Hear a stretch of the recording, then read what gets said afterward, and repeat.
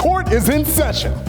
On the docket tonight, should there be a cap on name, image, and likeness earnings? Absolutely not. At least not a blanket cap. If you want to leave it up to individual states, I'm all for that. However, last I checked, we live in a capitalist country, and you can make whatever the market says you should make. So you can't be upset if some third-string quarterback is getting $5 million to do a car commercial. That's what the market says he's worth. I don't think there's many places where you can tell an employee what they cannot earn.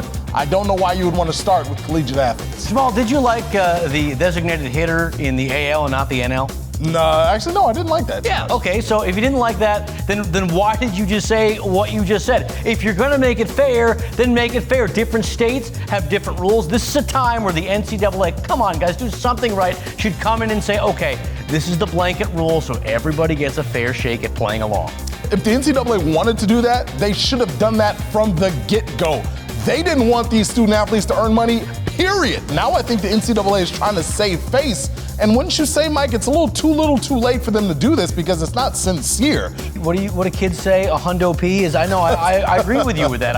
I think you're right. They messed up, but that's what the NCAA does. They mess up, and now they're trying to correct it. The point is so that everybody can feel like it's an equal playing field. In your mind, Jamal, I mean, is there anything that in this situation you can do to make it more fair for everybody?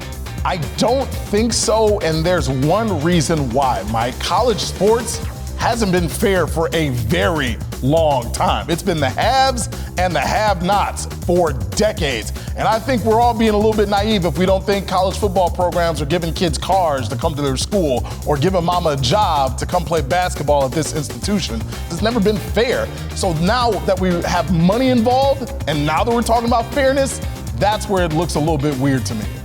I understand Mike's point that, you can't allow this to keep growing without change. To have the NCAA step in and say none of our student athletes can make more than X, while the presidents are making this, the coaches are making this, you got this nonprofit institution that's making billions of dollars.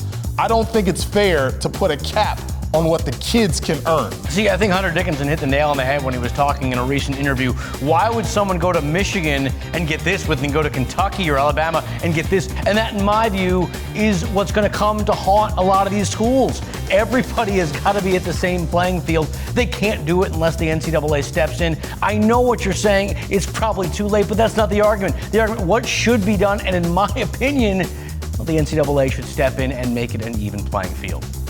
What's your verdict? Who do you think made the better argument? Head to Facebook or text COURT to 616-559-1310. Comment, and next week we'll highlight our favorites. Last week we asked if Miguel Cabrera was the greatest hitter of his generation. And would you look at that? Unanimous decision from our commentators. You're a bunch of homers.